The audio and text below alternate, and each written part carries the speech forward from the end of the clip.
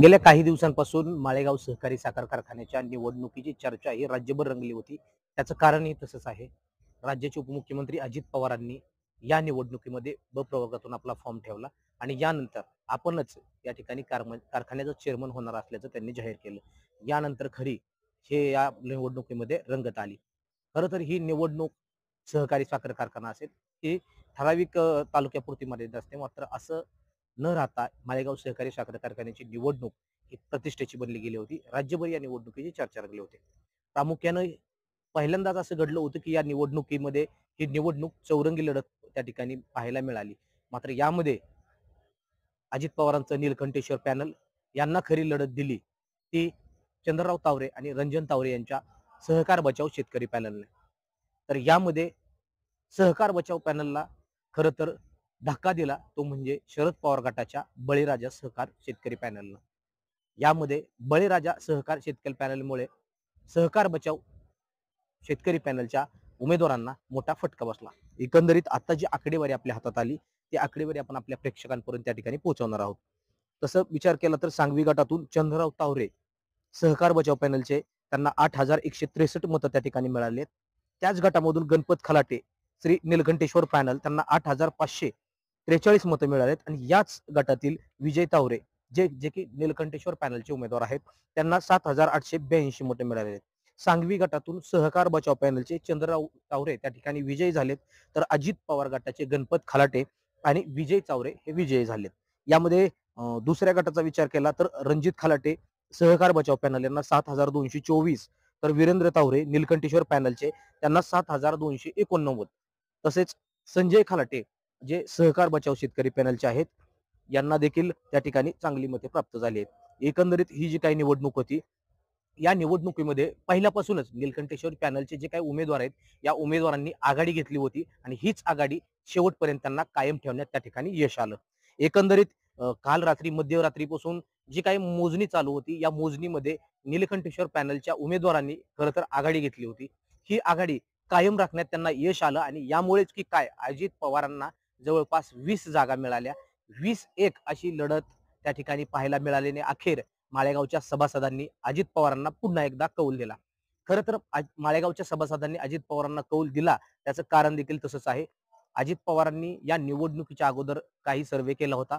या सर्वे दरम्यान अजित पवारांचं संचालक मंडळ जे की त्यांच्या कालावधीमध्ये काही चुकीची कामं झाली असल्याचा आरोप त्या ठिकाणी विरोधकांकडून करण्यात आला होता. कामगार भरतीमध्येही त्या ठिकाणी घोटाळा करण्यात आल्याचा आरोप त्यांच्यावरती होता. एकंदरीत या सगळ्या सर्वेमधून अजित पवारांचा पॅनल निवडून येणार नाही असा सर्वे त्या ठिकाणी समोर आला होता. यामुळे अजित पवारांनी ब प्रवर्गातून त्या ठिकाणी आपला उमेदवारी अर्ज दाखल केला. मात्र अजित पवारांना वाटत होतं की ही निवडणूक यदा कदाचित बिनविरोध होईल.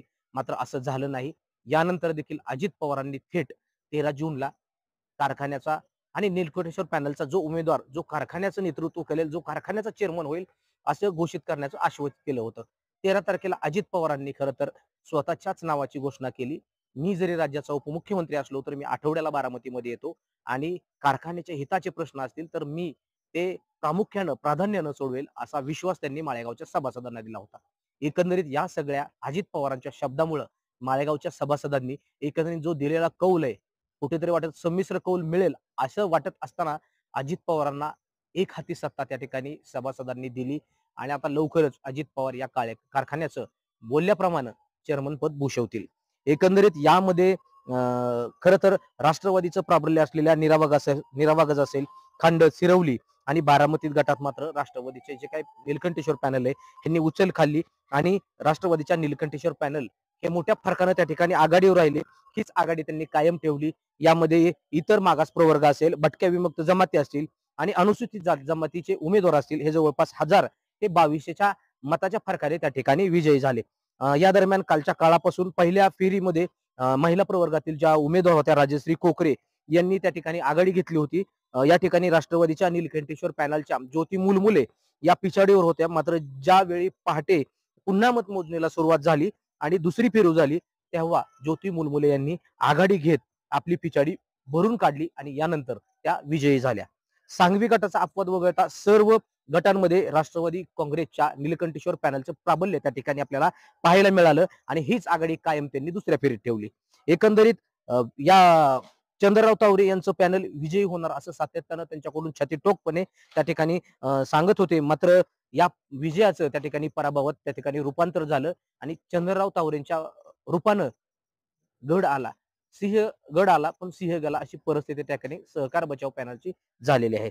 लोकसभा विधानसभा निवडणुकीवेळी अजित पवारांनी ज्याप्रमाणे गावोगावी जात त्या ठिकाणी नागरिकांच्या गाठीभेटी घेतल्या होत्या, त्याचप्रमाणे या माळेगाव कारखान्याच्या निवडणुकीमध्ये अजित पवारांना गावोगावी जात संपर्क साधला होता आणि त्याचीच परिमिती म्हणून अजित पवारांना पुन्हा एकदा यशाची चव त्या ठिकाणी चाकाय मिळाली.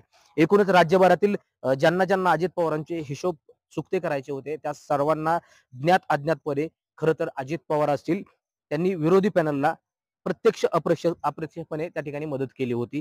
मात्र कोणतेही त्याचे परिणाम या मतदानामध्ये त्या ठिकाणी पाहायला मिळणार आहेत. अर्थात चंद्रराव तावरे असतील, रणजीर तावरे असतील यांनी अखेरपर्यंत शेवटी मोठी झुंज दिली. मात्र त्यांना स्वतःच्या जागा त्या ठिकाणी वाचवता आल्या नाहीत. रणजन तावरेंना त्यांची जागा वाचवता आली नाही. मात्र चंद्रराव तावरे यांना आपली जागा वाचवण्यात त्या ठिकाणी यश आलं.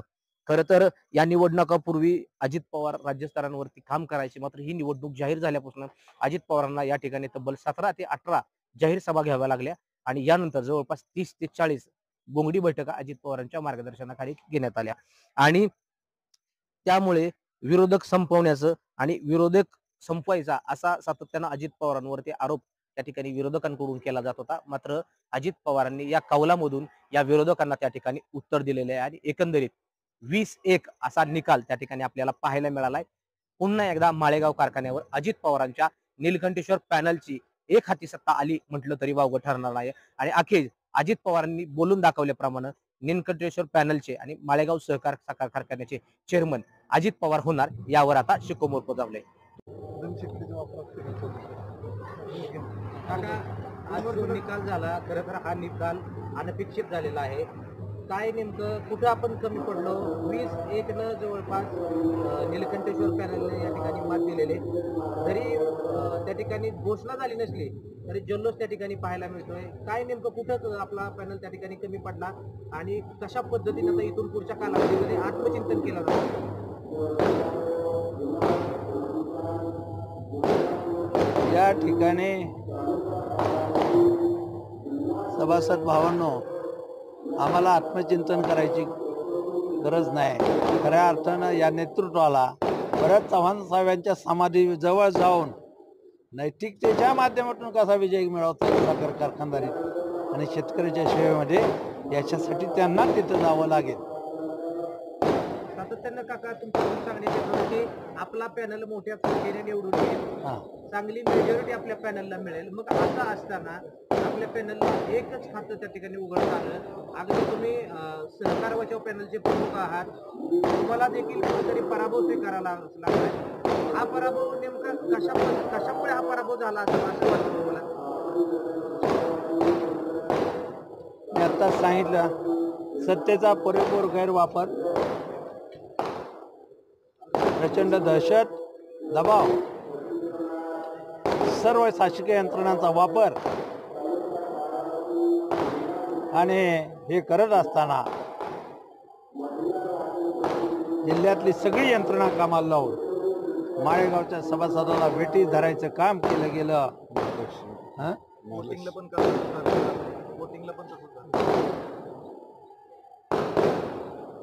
त्याचबरोबर चुकीच्या पद्धतीनं कामकाज करून सभासद माळेगाव तरी आपल्या विचाराचं होत नाही हे म्हटल्यानंतर जिल्हा बँक उघडी ठेवून प्रचंड लक्ष्मीचं दर्शन, सुरुवातीचं 10,000चं पेमेंट, 50 रुपयाची त्याला असलेली नोट, निवडणूक झाल्यानंतर परत 5,000, एवढ्यावर थांबले नाही. दुपारी 3 वाजता ज्यावेळेस कल कळाला की अजूनही कल गुरु शिष्याच्या जोडीच्या बाजूने, त्यांच्या टीमच्या बाजूने, त्यावेळेला पुन्हा वेगळे 10,000, 4:30-5 ला परत 5,000. म्हणजे एवढं मोठं लक्ष्मीचं दर्शन माळेगावला का आणि कशासाठी? आणि म्हणून खऱ्या अर्थाने त्यांनी आत्मचिंतन करावं. माळेगावच्या सभासदांनी आपल्याला 8 दिवस या तालुक्यात थांबावं लागलं वाड्या वस्त्यावर जावं लागलं आणि त्या ठिकाणी दबाव तंत्र वापरून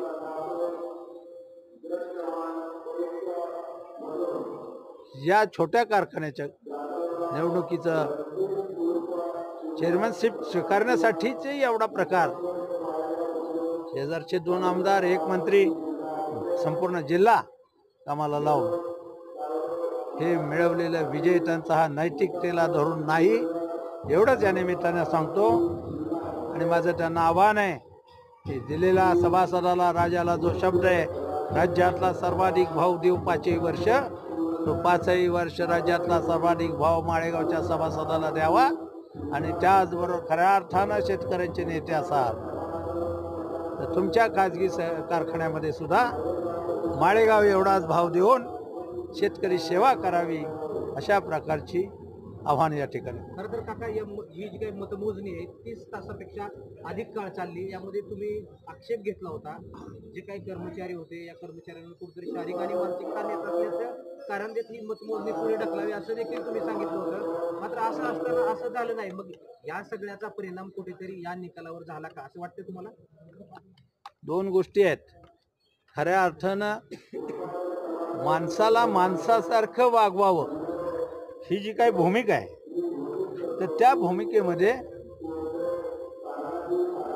माळेगाव कारखान्याच्या निवडणुकीमध्ये 20-21 तासाचं काम निकालाच्या पार्श्वभूमीवर पहिलाच टप्पा पूर्ण करण्यात गेला.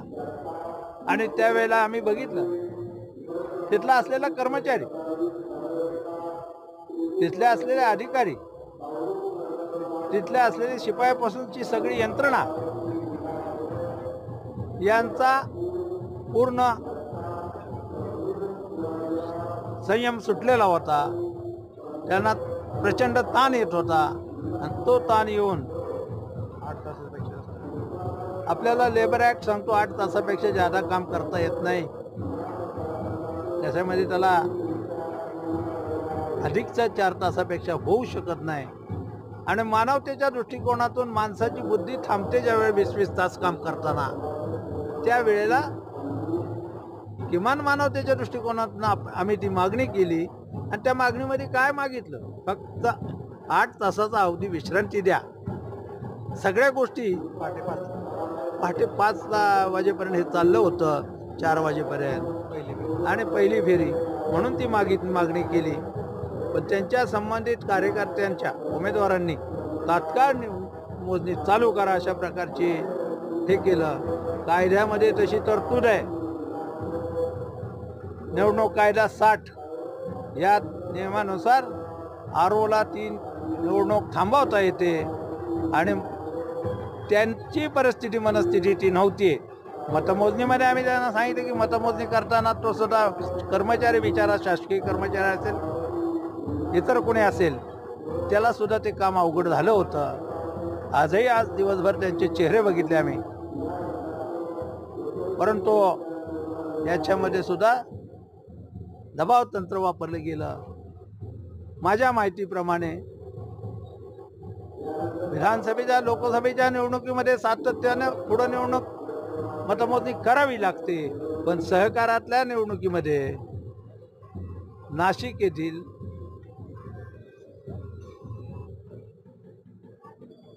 मर्चंट्स बँक नाशिक यांच्या निवडणूक मतमोजणी 3 दिवस चालली होती. सकाळी 9ला चालू व्हायची, 7-7:30ला बंद व्हायची. सील करून, लॉक करून जागेवर ठेवायचं, दुसऱ्या दिवशी परत चालू व्हायची. म्हणजे हे काय सहकारात तरतूद असताना सुद्धा 40 तास लोकांना बेटीच धरलं गेलं.